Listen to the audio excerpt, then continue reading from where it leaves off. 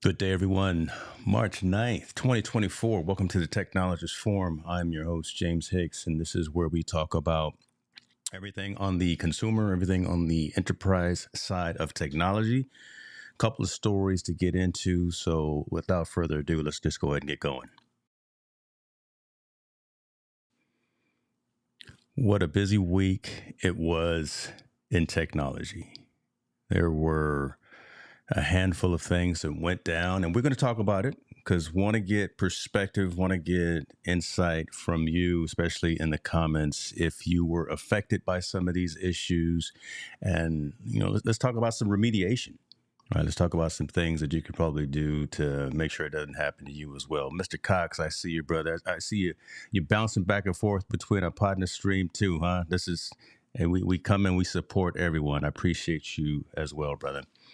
Uh, Listen, let's go ahead and get right into it, man. I want to talk a little bit about when the social media world paused. I'm not going to say it stopped. I'm just going to say that it paused for a few hours. When Meta had their outage this past week on Tuesday, consequently and interesting enough, it was Super Tuesday. So, you can have that kind of a conversation as well. But needless to say, Meta went down. And you guys all know Meta being the parent company of Facebook, of Instagram, of Messenger. So all of those applications that a lot of us use either to stay in contact with friends, family, acquaintances, and things of that nature. But there are a lot of folks that actually literally run their business off of the Facebook platform. He said it. I thought it. He said it. There you go, brother. That's it, right? But what happens when you get that login error when you try to log into that platform, either from a business perspective, from a personal perspective, and again, you're relying on that to do what it is that you do on an everyday basis, and all you get is a message from their director of communications, as it says right here. We had a technical issue causing people to have difficulty accessing some of our services. A technical issue. Now, Facebook is free. Nobody pays for Facebook. If you paid for verification, you're paying for a specific reason, but the majority of the billions of people that use the platform are not paying for the platform. So bear in mind is a question, do they really owe us a full explanation? Do they actually have to tell us what went down? And we can go in all kind of directions with that particular question, but if we as avid users, if we are ones who are utilizing the platform and we've got so much content, so much invested in the platform. Again, I connect with my family, my friends, my extended family, my liked groups and things of that nature. We've got so much tied into the platform that we almost feel that, yeah, they do owe us an explanation. And I transparently am actually an investor in the company as well. So, yeah, I own a piece of that Zuckerberg enterprise. But needless to say, though, man, when you use these platforms, when you rely on these platforms, and they end up having an issue, and you end up either can't doing your business, you can't stay in contact with folks. I see a lot of times folks will mark themselves safe from a natural disaster or something that's happening. So again, this is a way that we stay in tune with what's going on in the world, and we make sure that our colleagues, our friends, our family are safe. It causes that disruption. It causes that disruption. And yeah, there are other places to go. Uh, there's Twitter. I'll never call it X. I'm an old school guy. I'm an old Twitter guy. I'm an old Jack Dorsey guy. I'm not an Elon Musk guy. I'm a Jack Dorsey guy. So I'll always call it Twitter. So a lot of folks went there. That has always been seemingly the running to place. When other platforms go down, we run to Twitter just to ask the same question. Hey, is Facebook down? Is Instagram down? Um, we run to maybe like a LinkedIn. We run to a couple of new platforms that have popped up, like a Blue Sky. Spill was making some announcements that and kind of calling shots that yeah, Facebook and Instagram are down. Come on over here to Spill. But needless to say, man, yeah, it's the platform, right? They are paying for the platform. with the private information that they freely share too. Hold on, these comments are not right. We got to fix this first and foremost. There we go. Not just those two. Now we start messing with the business people too. Now we start messing with folks that are actively also having business conversations, that are actually doing networking, that are actually doing more collaborative efforts as well. LinkedIn went down the day after. So again, so this is where it started to hit home for me, because I typically stay off of Facebook. I'm just pushing information out there, but I'm actually using LinkedIn, which is part of the Microsoft family. So you can't just say it was Meta. So here, LinkedIn, part of the Microsoft conglomeration of properties, went down as well. And folks really didn't have the ability to connect, engage, interact, share, network, all those things.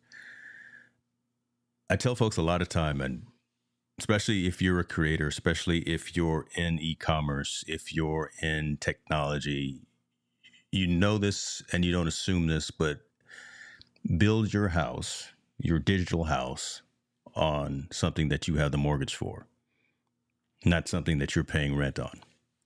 Meaning, you can't completely rely on LinkedIn, Twitter, Facebook, Instagram, Spill, and any of these platforms, again, that you aren't either directly paying for, either from a monthly subscription perspective. And I know a lot of folks hate paying subscriptions, or something that you control access to. You've got more say into actually the utilization. So that being said, that's where your personal website comes in. That's where your hicksnewmedia.com comes from. That's where something that you own the domain for. That's where your email list comes from. The fact that regardless of the fact that these social networking platforms are down, you still have a way of actually accessing information. You still have a way of moving forward, conducting business, engaging, collecting revenue, doing all of that stuff, right? So if you still have the email addresses, if you still have contact information and you have that saved off, you're not held captive to any particular platform when they have these types of issues. And you just look at it, you shrug it off, right? It can be an inconvenience, but it doesn't stop you dead in your track from being able to actually conduct what it is that you need to do on a regular day-to-day basis. Let me get your thoughts on that, because I tell folks that a lot of time, and they nod and they agree, but then there's a part of actually doing the deed, right? Doing the newsletter, doing the email list, doing the contact, doing the customer relation management, doing the SOPs and things of that nature, of actually pulling content or copying content from those social platforms over to a platform that you own, right? Doing that work, doing the ClickUps, the Notions, the Fuse bases, or wherever, again, that you actually hold those lists, so that you're not held captive by Twitter going down or something like that. 100% build that email list and build that website. Kevin Cox gets it, man. That's it, right? So needless to say, I was caught up in it as well. But again, a lot of you know me. I'm not a Facebook guy. I just don't like the way. Okay, let me stop, because just in case one day I ever do want to get like a brand deal or a partnership with Facebook, if it makes sense, I better not say too much. Come back one Saturday night when I'm in a Scotch-induced stupor, and then we can talk about that. No. So they were down. Last time I think Facebook went down was a couple of years. So it's been a couple of years since they had issues like this. And I believe that was due to a networking issue, network configuration issue, when they were implementing a change in routing. So that happened, brought them down for an extended period of time. We'll see what happens, but again, hopefully folks take notice of this. Hopefully folks will actually start implementing strategies to make sure that they don't get caught up in this again. Speaking social platforms, so I talked about Facebook, talked about Meta, talked about Facebook, talked about Instagram, talked about Twitter, talked about LinkedIn. Those are still running. But we got other platforms out here that are having more legislation issues. TikTok's back in the news, man. Oh my goodness. TikTok is back in the news. And this is an interesting conversation, interesting subject as well. So, legislation is being passed around through Congress of should TikTok be banned in the United States? One, to answer the question, can the U.S. actually ban TikTok within the United States? Yes, there are, and we won't get into. I can pull out a whiteboard if you want to. We can go through networking protocols and talk about how you can actually lock down access via VPN and things of that nature to certain sites within the internet. We could talk about that at another time, but in theory, this can happen, and it's a scary time to think about something like this to this extreme actually, something like this actually happening. This has been in conversation before. The CEO of TikTok has been in front of Congress before talking about connectivity with various offshore governments, connectivity with the Chinese government and things of that. And that's been honestly that's been cleared up, that's been talked about, that's been disseminated, that's been debunked. But there's still legislation. There's still paperwork passing back and forth through the halls of Congress right now, talking about should they actually ban TikTok within the United States. And Biden is actually saying that if it goes through, he's going to sign it. Right? Biden is actually saying that if it goes through, he will sign it. U.S. lawmakers have voted unanimously to force the sale of TikTok despite angry calls from users. So we're the users. We're the one using, consuming, utilizing the platform, either monetizing it from a shop or a sales perspective or an engagement perspective. But here again, the United States government has actually said, ByteDance can't hold this, right? It's got to go someplace else. You saw the other screen. If it goes through from Congress, Biden will sign it. Mr. Wonderful is talking about, well, look, if all this jumps off, I'm going to be there. I'm going to be there to actually pick it up. I'm willing to buy TikTok. Two different conversations, right? How do you feel about TikTok possibly being banned within the United States? How do you feel about Mr. Wonderful here actually becoming the owner of that brand and of that property? Kevin O'Leary is a very interesting cat as well. He's no Elon Musk, so I don't think he's going to go in there and start turning over tables and start throwing stuff out the window. But again, he's an interesting cat, a polarizing guy as well. It'd be interesting to see, should he come in. I wouldn't think that if he was to be the owner of the platform, that he would be very involved from a day-to-day perspective.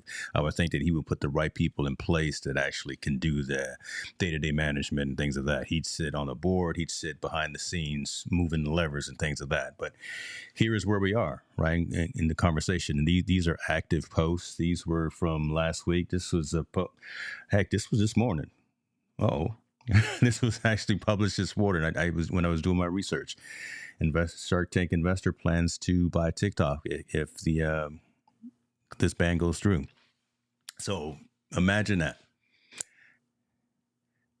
How do you price TikTok if you are forced to sell? How do you what's the value of TikTok, right? When you look at it from a business perspective, when you look at it from a valuation perspective of who's using it,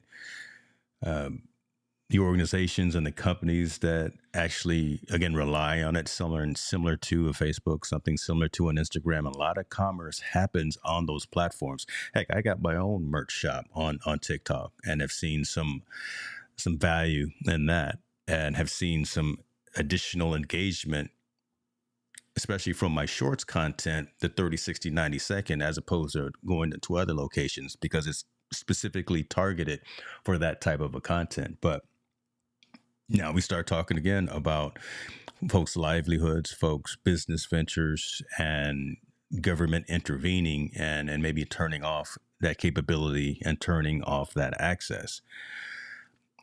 It's a very interesting time. Something that, again, from a technology side, especially from the business of technology side, ones we should be looking at, we should be considering, we should be preparing for, right?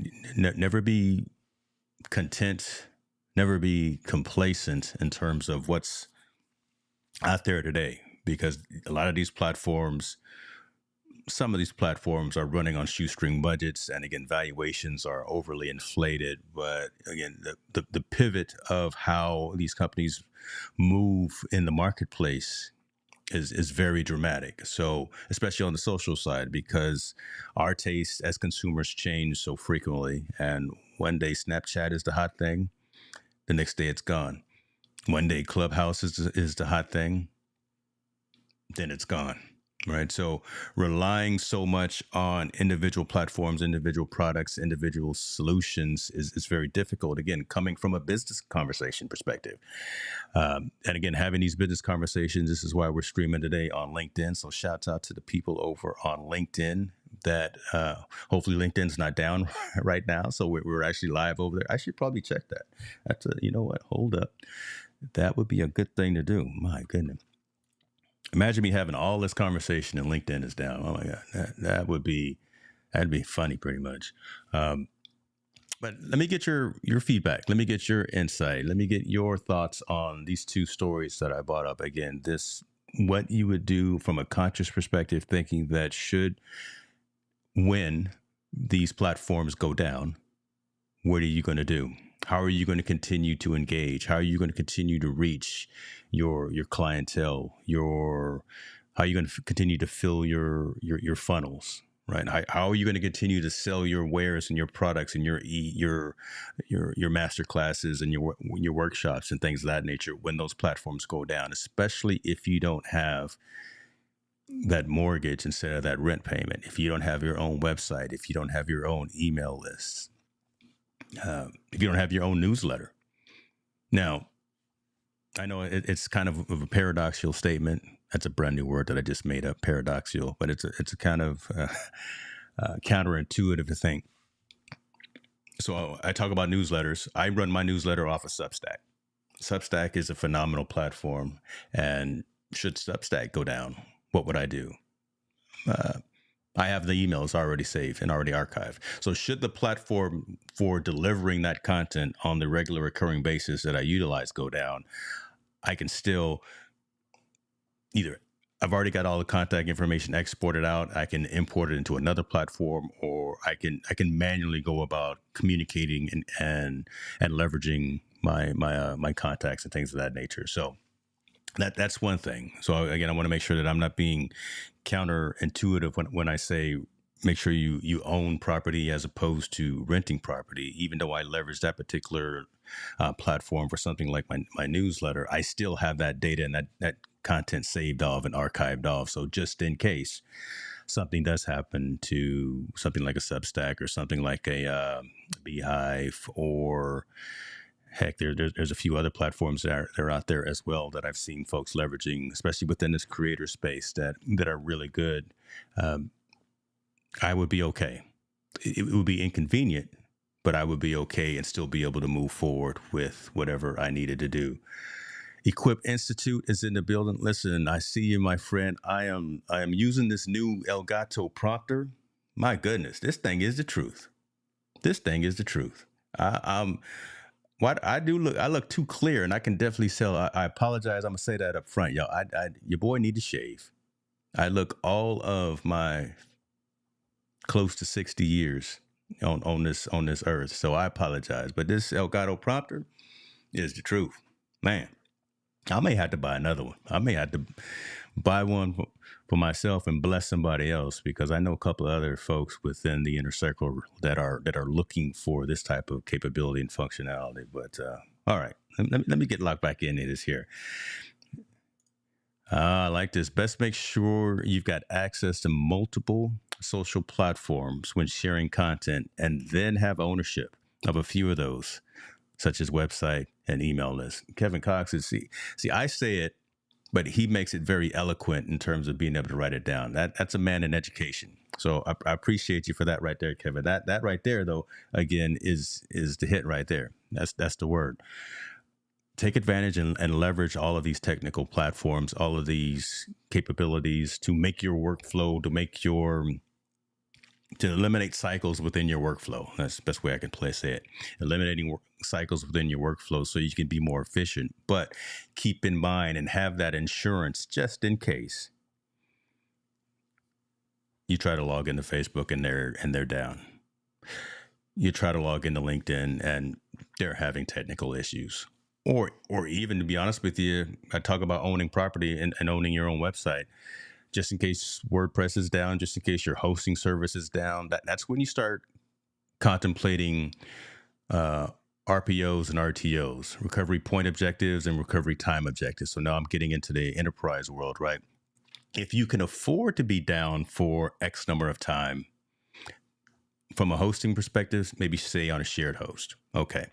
All right. If your business is quote unquote mission critical, and that's an individual statement right there, right? If you're the only one that can say if your business is mission critical, but if your business is mission critical, can't be down, not even for 5 minutes, not even for 2 minutes, then get off of a shared host, get onto a dedicated host, get onto something again that you control every aspect of it, get on something that you are monitoring all of the use metrics, you know your utilization and things of that nature. So there's a continuum in terms of, again, how much you can afford to lose, or how much you can afford to be without service, without access, without information, and without connectivity to your business and to your users. So that's a determination that you have to make amongst yourself. I'm just here to tell you that there is options. There are aspects to making that determination. Again, if you can afford to be down, if you can afford a brief momentary pause to your business, specifically talking about websites and hosting. Listen, I use Pagely, which is part of GoDaddy. Shouts out to Josh Strebel. I'm not sure if he's watching. I've been with them for decades. I've been with them before the gray hair. But there's Bluehost. There's Squarespace is out there. Wix is out there. There are many platforms out there that have contingencies in place, that have the systems in place should something go down. There's redundancies and things of that nature. So there's CDN, there's content delivery network. So again, if the left side of the United States is having an issue, then they can automatically reroute traffic to various other locations. So those platforms and those organizations have these contingencies in place to try to alleviate should you go down or should something be happening within the network. But if you really can't afford to be down, if you really have to be up every single moment of the day, then it may cost you a little bit more. It may cost you a little bit more than the $29.99 a month, right? But again, that's you get what you pay for. I typically say to folks, again, people pay attention to what they pay for, and you get what you pay for as well. All right, there we go. I'm rambling, but again, I wanted to get those things out specifically to folks because I thought that was a really interesting time that for Tuesday and Wednesday for all of those platforms to have those outages and for it not to really be picked up by not necessarily the news, but really from folks within content creation talking about having those alternative means and having those insurance plans should those types of things happen. So let me see what's going on with folks. Don't put all your eggs in a basket. Better not count them before. Kevin, you own one today, brother. Mr. Cox, that's it right there, right? It's an insurance policy. It's that insurance, but you hope you don't need it, but you pay for it and you have it ready to pull that trigger or to crack open that safe just in case these types of things happen and you need to take advantage of. A2 hosting, okay, I've heard about them. I've heard about them. Again, there's a lot of platforms out there, and then there's a lot of organizations that provide hosting, that provide contingency plans, that provide load balancing, that provide CDNs, like I said, content delivery networks to ensure that, and especially you think about right now. So I'm multi-streaming I'm going to YouTube, Facebook, Twitter, and LinkedIn. So that's a lot of bandwidth coming out of this studio at 2K. We're streaming out at 2K, 30 frames per second. There's a lot of bandwidth. So I'm not the biggest thing out there right now. But again, you think about it again, pushing out 2K, 30 frames a second for 60 minutes to multiple platforms like that. Could be some network latency, could be some network contention. So one, Ecamm, two, Restream are managing that bandwidth and pushing out via either Amazon West, Amazon East, Akamai, all of these platforms that they work in conjunction with to ensure that you, the end user who's actually consuming this right now, has a quality experience, right? That you actually can see it without buffering, that you can see it without latency. So again, I pay what I pay for Restream. I pay what I pay for Ecamm. I pay what I pay for some other platforms behind the scenes as well to ensure that you, the end consumer, you, the community, get a quality experience as you're seeing something like this go out at such a high frame rate. So, Tall Boy, I see you, brother. Good to see you in the building. Let me see what you're talking about, man. Listen, I'm talking about those networks that went down this week. Right? I'm not sure you may have talked about it as well on your show on the Lab Wednesday, but again, telling folks to have insurance just in case social network platforms go down. And what do you do when they go down? Words for Change podcast. Good to see you, brother. Come, Lionel, man, come on. Are you waiting for me or am I waiting for you? You supposed to get on one of these streams, brother. We supposed to chop it up. And we're supposed to talk about what it is that you do, because you're doing some big things. And I appreciate you for jumping in here this Saturday. Thank you, sir. Thank you, sir. Listen, you know we always out here trying to do the right things. I'm gonna throw a little. Okay, I'm deviating. I'm pivoting. I'm gonna throw a little curveball. Tuesday though. I think. Hold on. When does that shipment arrive? Hold on. Let me look at this. Yeah, I got some things coming Tuesday. That's going. Yeah, it's gonna be a little bit different, but it's gonna be hot. So tune it. What am I streaming Tuesday? Oh, that might just be a studio rebuild day. Nah. Oh man, I may actually have to reschedule Team No Sleep because I got an event. All right, I may do a stream like Tuesday afternoon or Tuesday night or Wednesday afternoon just to show kind of some new things that's coming to the studio. All right, so there you go. If you're not already subscribed with notifications turned on, make sure you do that because your boy's got some different things jumping off. Florence is here, and Florence, she probably jumped out of her chair just now when I just yelled out her name.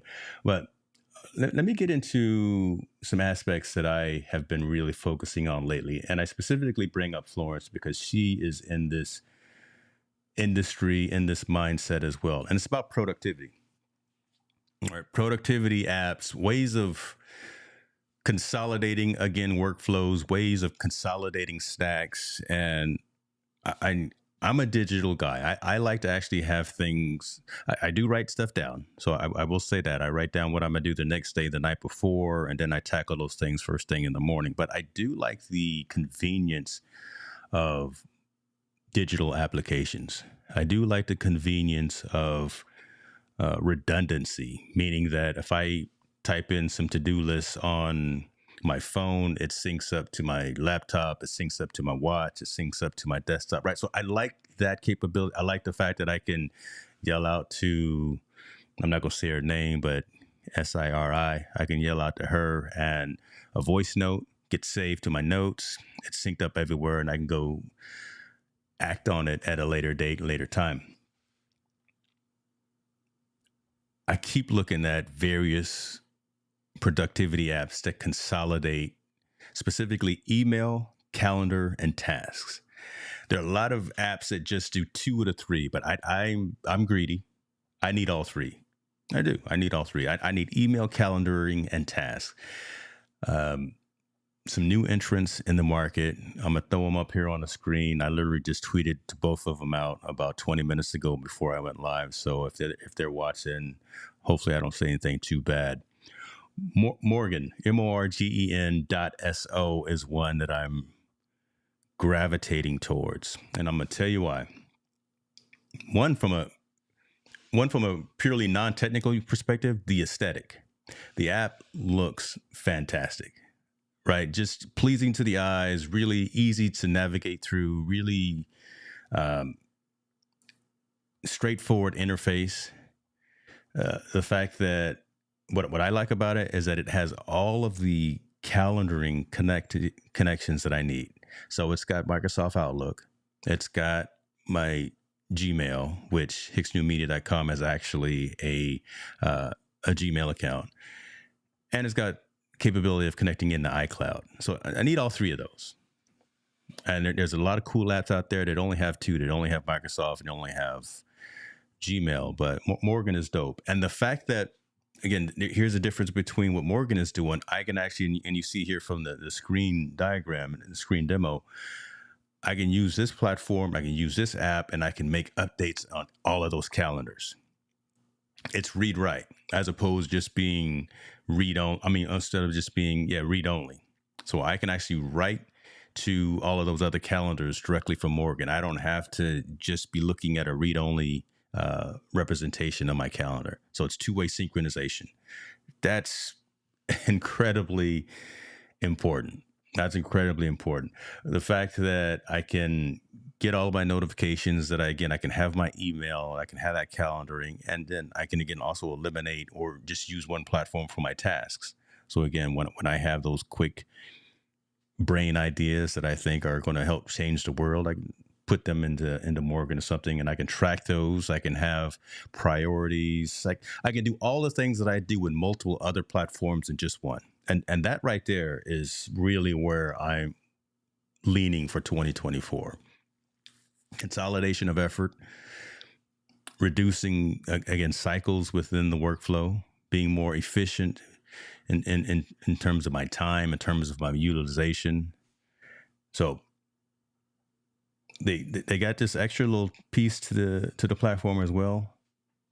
Deploy smart team scheduling. TidyCal, Calendly. Who else is out there? Think about all those platforms that do that. Book Me Like a Boss. Book Me Like a Boss is actually dope. But smart team scheduling. So being able to do round robin scheduling. Hey, Tall Boy. Hey, Kevin. Hey, Florence. Hey, Lloyd. Hey, I'm gonna put out a poll here and I say let's have a meeting this day on these specific times and let me know if you're available. And we can actually specify that. It integrates with Zoom. It integrates with Google Meet, and you can actually coordinate again, facilitate all of that, all of those aspects of scheduling sessions directly through Morgan. Man, I love that. I love that. So I'll let you guys know because I'm testing it right now. I'm putting it through the paces. I'm giving it a hard time. I really am, because I'm very particular, very picky about what I use. I've used every single other platform that's out there that does this type of thing, right? Everything from Fantastical to Motion to Superhuman. I've used all the other platforms that do this kind of thing. I know there's another one out there right now that even like Marquez Bradley has talked about. He's looking at called Amy. But Amy doesn't do the iCloud piece. So Morgan is winning right now. There's another one that is. I'm gonna give them a little shout out, even though they're close. A platform called Mayday, Mayday.am. It's actually a free platform. It's actually free. They are pretty close to doing all of the exact same things that I mentioned with Morgan. Again, having the capability of integrating all three: calendar, tasks, and email. The problem that I have with them is, and also the smart scheduling with AI. It actually, one of the value propositions that Mayday is talking about is that it has an AI engine that actually will learn your schedule, that will learn how long you like to have or you typically have meetings. It will learn who you typically meet with on a Wednesday afternoon at 12 o'clock and maybe give you a prompt to say, don't you have a meeting with Montel at this particular time? So it's an automatically learning type of a platform, and it will also help you with buffering your time, so time blocking. So I like that. The problem that I have with it is this Apple iCloud coming soon. That coming soon has been there for darn near 8 months. I need some definitive dates in terms of, and you don't owe me nothing. Again, the platform is free, but listen, if I'm gonna recommend this platform to folks, we need to have some more definition in terms of coming soon. So, needless to say, long answer short, I'm really locked in on productivity tools, productivity apps. Morgan is winning. Mayday's in a tight second. If you have any that you use that meet those three criteria, calendar, tasks, and email, let me know. Let me know. Let me get back to these comments and see what's going on. Need to get better about using an app like this. My mess is all over and unorganized. Man, it's all about taking the time, not just making the time. Right? Because you got to put these tools in place. You actually have to be conscious and cognizant about wanting to find more ways of being productive during the day. We're not going to get more than 24 hours. 24 hours is all you got. And you got to sleep. What is it? The medical folks say you should sleep 8 hours a day. There's no way in the world I'm going to sleep 8 hours in a day until it's my final day. I'm 4 or 5 or 6. That's it, right? So 24 minus 6. Then you have the work-life balance type of thing. You got to spend time with yourself. You got to spend time with your family. You got to spend time on your professional stuff as well. But how do you, again, incorporate all that? And I love using tools to help me tweak that workflow, help me tweak those accesses to me, right? Because I'll write it down, and I've got more sticky notes around here too. So yeah, I'm an old school guy too. Like I say, this is what I write down my notes at night on. I have one of these by my desk. I don't even write it in my planner, because every planner that I have, the focus calendar that I wrote, they're all full. So I need to get me some more author copies of that. Anybody using any plans, or I'm sorry, any tools like this to help themselves stay on top of the challenges of life from a personal and professional perspective? I'm here to learn too, so don't look at me as just the one over here spewing off information. I would love to hear if you guys have anything in particular that you take advantage of and that you use.